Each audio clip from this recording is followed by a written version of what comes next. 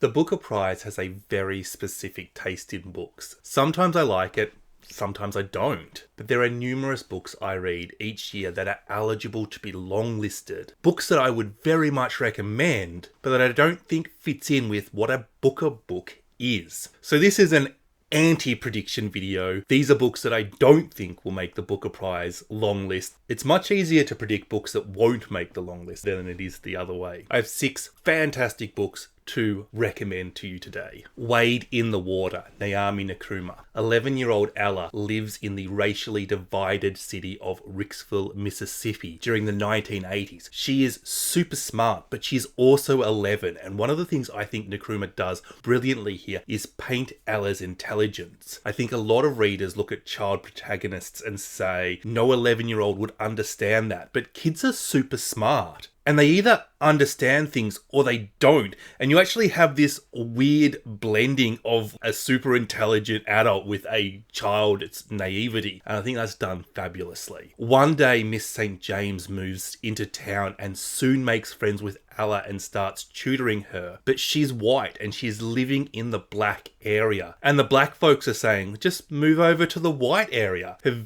very presence causes a lot of tension. Miss St. James is a student of race relationships and wants to learn what it is like from a black point of view. And while we learn more about Ella, we start to get these flashbacks from Miss St. James about when she was a teenager, and there's some pretty messed up stuff in her past. This is a book about race relationships, but it really helped me understand why black people have such a difficult time trusting white people. This is a book that invites annotation, where every sentence means something. There is certainly not a lack of literary merit keeping this book from the Booker long list, in my opinion. This book for me demonstrates why novels like The Help or The Secret Life of Bees, 2 books that I really enjoyed, would have been so much better if they were written by a black person. It points out that there is such a nuanced conversation that was missing, a subtle point of view. When I think about the best books I've read all year, this book is right up there. Fire Rush by Jacqueline Crooks. Women's Prize shortlisted, might even win that prize. And for me, this is the perfect example of the sort of book that the Women's Prize includes, but that the Booker Prize ignores. Another historical fiction set in the 1980s about a young black woman, a DJ, and her story is a high-octane thriller. It's sad, it's dangerous, it's exciting. Jacqueline Crooks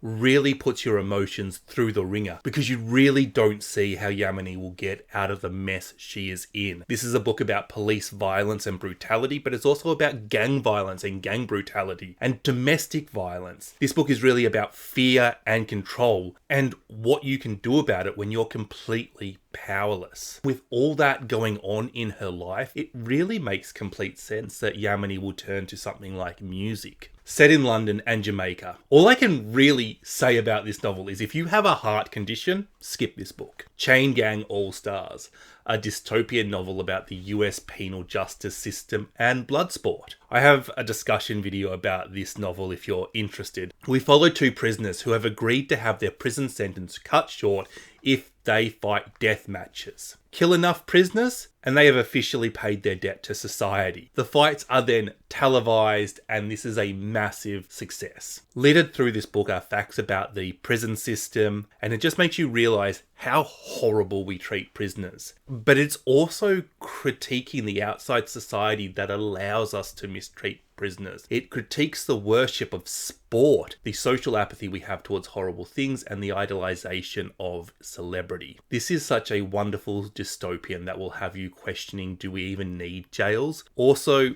you're so invested in the storyline. Will the lovers Stax and Thirlwell kill the requisite number of people and survive? There are all these extra characters that really paint a beautiful picture of the world. The commentators, the couple of the couch, the inventor, the daughter of one of the prisoners. It's really chilling. I don't think I've read a novel that is at the same time so unrealistic and so realistic. The perfect blend of entertainment, emotions and interesting conversation. You will be forced to empathize with the prisoners. Independence. This is a novel about three sisters in Bengal just before partition. It's a domestic novel, and we follow these three sisters as they pursue their careers, the men that they want, and the pressures they face from society and from within their family. And as that is developing, partition happens and everything is messed up. This is just great character work, but it's also a fantastic setting. You get to learn so much about the daily lives of people in India and Bangladesh, or East Pakistan as it was called during partition. It has strong feminist themes. There's a real exploration of the patriarchal systems that make it very difficult for women to get ahead, and these systems still seem very relevant today. It's a very modern book for a book that is set in 1947. Strong women running businesses, becoming doctors in the face of quite a horrible event, but also in the face of a society that doesn't want to see them win. It doesn't want to see them succeed. It feels very relevant. I can't tell you too much about the plot other than to say that it's really good. It's just a really well-rounded novel. Strong plot, strong characters, strong settings, strong themes, and it gave me another perspective on a historical event. This is everything I want in a historical fiction. The Secret Diary of Charles Ignatius Sancho. Patterson Joseph is friends with not just one Booker judge, but two, and I feel like he's in a real no-win situation. If he's longlisted, then it's because he's friends with the judges. If he's not, well, it's because they didn't want to play favourites. The thing is, this is exactly the sort of book that I think is super good, super talented, and won't make the book a long list. Charles Ignatius Santos is a real-life person. He was the first black person to vote in the UK. He was born on a ship on the way over to England. His parents died on that voyage and he became an orphan, a slave, and he worked to educate himself, to get himself ahead. It is a fantastic rags to riches coming of age story, except that he doesn't really come from rags. But he's not exactly coming from a good place either. The language in this novel is so theatrical. I really do recommend the audiobook, which is performed by the author Patterson Joseph, who is of course a very talented actor. It really does have a Dickensian feel to it. It is written to be orated, to be read aloud. The book does prioritize entertainment above everything else, but it still discusses some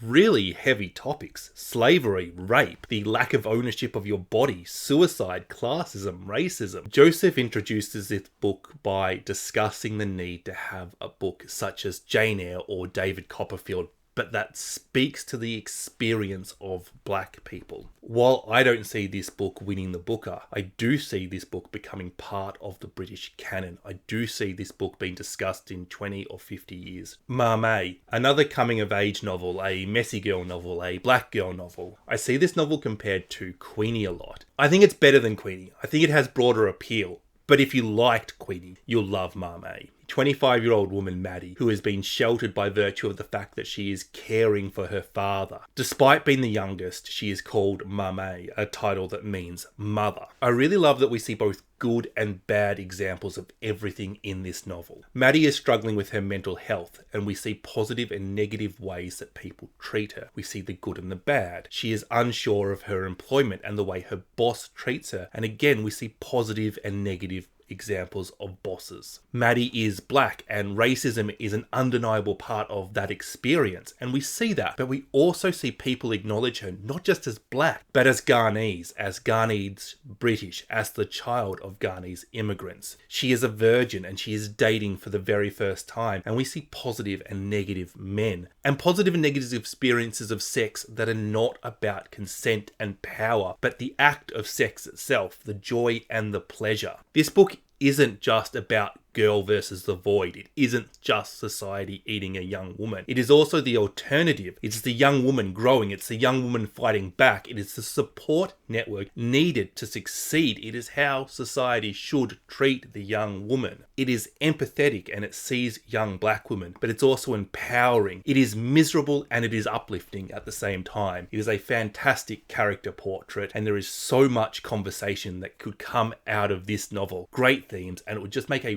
wonderful choice for a book club novel. I would love to know the new release books that you loved but that you don't think will make the Booker Prize. If you are a fellow booktuber, I would love to watch you make your own version of this video, your own Booker Prize anti-prediction video. If you're new here and you're really craving Booker Prize content, I promise I'll release some real prediction videos well before the August 1 announcement of the long list. Make sure you're subscribed at that. And why not watch me review last year's Booker Prize in the meantime? Click here. Bye bye.